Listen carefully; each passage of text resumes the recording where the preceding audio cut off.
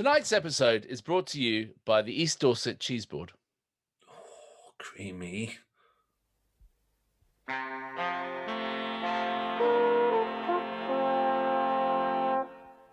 And now it's time for the Thamesmen.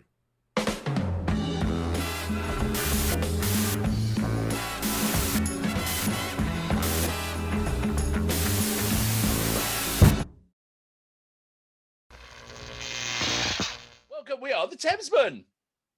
Hi, George. How are you? I'm good, thank you. How are you?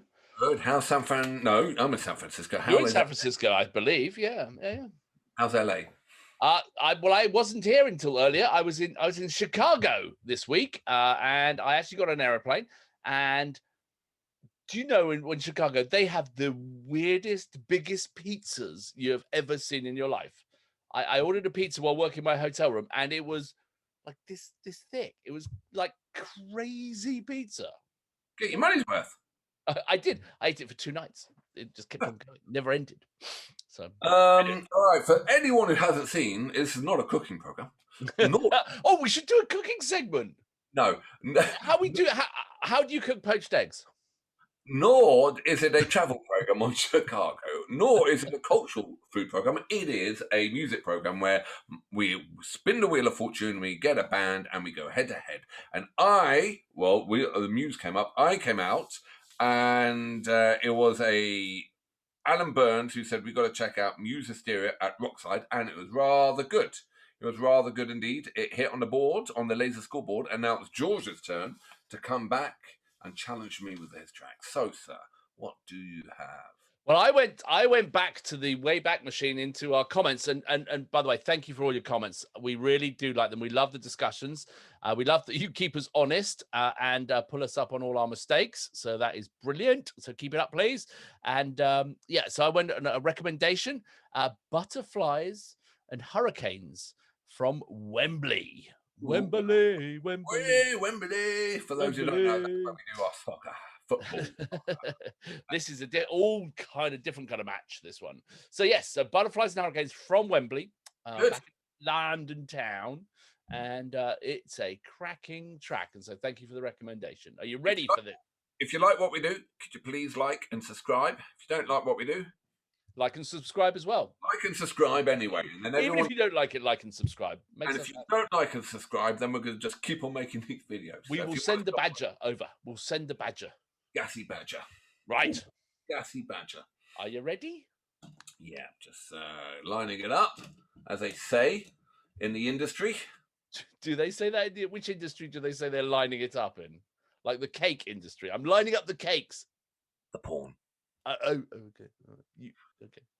Edit that bit out. No. With that famous company, Making Ends Meet.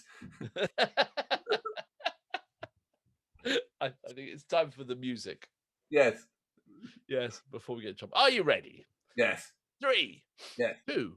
Yes. 1. Yes. Go.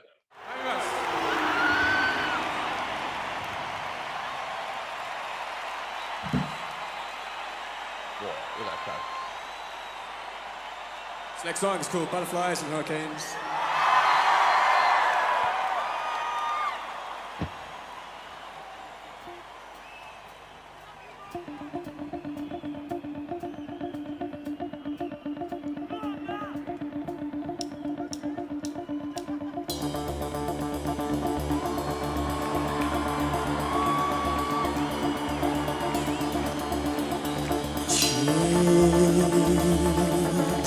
Everything you are.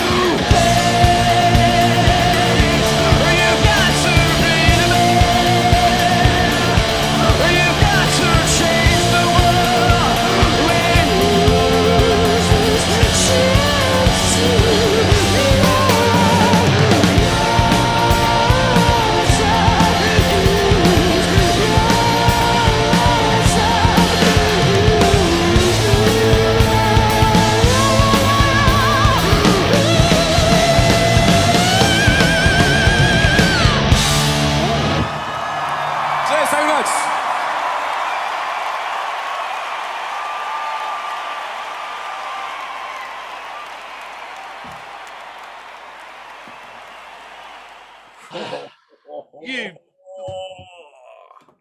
got you with that one, I bet you. Got me. Freaking You killed me. that was Unbelievable. you are a keyboard player, and like, how cool is that? Like, it's like where you go from rock to classical, and it still fits. It And the still crowd, like fits in the same space.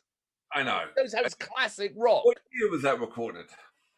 I don't know actually. It's probably quite early because I think it was like Absolution, wasn't it, that album? And they look very young in that. I should know. I should do my research really, but it's just better to make it up as we go along. The one of the things I remember about seeing them when they did the Glastonbury gig at 2004 was that bit. And I'm not sure if it's that bit or at one point I remember they're in the middle of the set and he just stopped and he did a classical piece in the centre of it. And the crowd just went right down and just floated off with him. And in typical Muse style, that's the bit that I remember most about the gig. Really? And I just got sucked into that bit there. You're right. And I'm a pianist and I've seen how he hold his hands. They're not like this, how I play, which is flat. It's like that. He's classically trained. And it was like Rachmaninoff. It was, yeah. And it's just, and the piano, the grand piano sounds so good, and it's like if we're about just pure sound, and it's such an amazing instrument, I mean, no wonder they cost like a grand piano is a couple of $100,000 for a good one. It's like crazy money if you want to play a great grand piano. That reminded me that had a strong whiff of Queen at the same venue. Well, exactly. I was thinking exactly the same thing. What would have Freddie Mercury have thought about that? It was very English and it was very Freddie Mercury. And when he sat down at the piano, and I was thinking, you can mix rock classical with rock, and who else could do that? I thought Freddie Mercury could have done that. And I thought exactly the same thing because of big at Wembley as well, where Live Aid was and all that sort of stuff. And then hearing a voice as well, going up that huge octave. I just thought, you are on par with Freddie Mercury. And maybe he's the modern Freddie Mercury. Maybe, but I mean, the band behind I mean, like, let's face it, Muse and Queen are both very similar in some ways in that they're quite theatrical. They're kind of prog rocky. They have that sort of musical talent. But it's operatic rock. Operatic rock, yeah.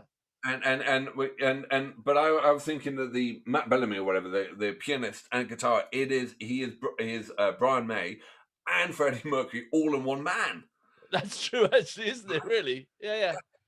It's just it was great. Absolutely phenomenal. Great recommendation. That was an awesome recommendation. I really, really enjoyed that. Who recommended it? I'll have to look it up and I'll put their name up later or something because I'll drop it down the bottom because it was a great recommendation and thank you. Sorry I didn't write it down earlier. I've just come off an airplane and I'm a bit behind schedule. So it really was a great track. And with that, I think we might have to stop for a quick break from our sponsors. Yeah, a message from our sponsors.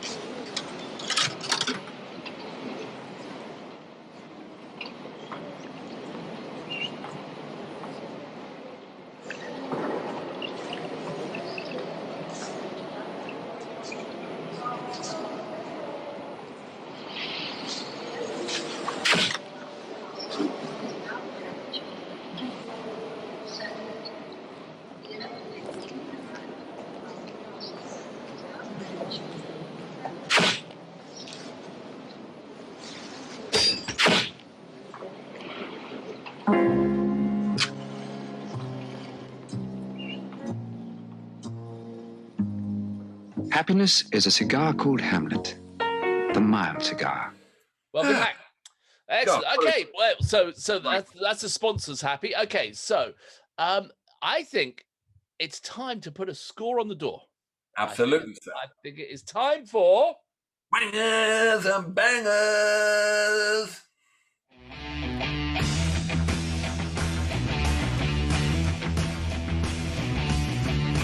Right. So, hello, Thames person. What do you think your score is? Oh yeah, it's not that. It's Wangers and Bangers, isn't it? Where no one ever saw that. Nothing to see here. Nothing. Move on. Right, score. That was going to score exceptionally high. We're going to do the scoring bit now. Okay, the scoring bit. We'll do the Wheel of Fortune in a minute. I want to do the Wheel of Fortune now. You're just so excited by your new. I know, it's got new pictures on and everything. I know, it's lovely. All right, but back to scoring. Move this quickly, and we can get onto that bit. Okay. Right. Yeah, that's solid 9.1. Yeah, absolutely. I was going to go 9.1 as well. Actually, honestly, no BS. It is a cracking track, that one. Absolutely, flawlessly executed. Yeah, great crowd, great sound. Oh. Prestigious talent. Prestigious. Yeah, prodigious or prodigious or prestigious? Hard to say with the list, but it's kind of. So before I forget these scores, let's get the computer fired up. Absolutely. And it was a double 9.1, I believe. So we're talking a 9.1. Calculate that, eh? You calculate that. 18.2, Shep. Are you ready? Score. Slap it on. Oh, it's the same as Led Zepp, Gallows Pole, or Muse at 18.2. So it comes down to the fight. Who would win, Led Zepp or Muse? Pretty easy, isn't it? What do you think? You think Led Zepp? Led Zepp. You think Led Zepp are harder than Muse? I think just John Bonham alone would take out Muse. Okay. Okay, so it goes in here. There you go. Led Zepp, Gallows Pole, followed by Muse. Exceptional score for an exceptional band. Now, what we expect from Muse, they expect a good choice. Excellent. All right, so then we can we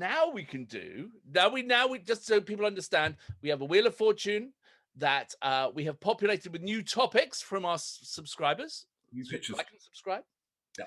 And we're going to bring it out now. So it is time for Wheel of Fortune. No karate chops. No.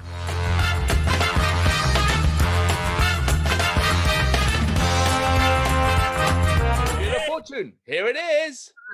Look at this. It's got all new areas for us to pick. And who was it? Chris. Was it Chris Hontan who came up with this idea? So now what we do is we land and then we go verses to verses and we take people's suggestions. So what we learned from the last video is that Alex has now given the 3,000-mile service to the Wheel of Fortune and he's over-oiled it. So it's like a perpetual motion machine. And so if you spin it, we might be here sometime. So is Jim ready? Jim, with some long music, please, Jim. Jim's ready. Right. Okay, all right. Are you ready? 3, 2, 1, go!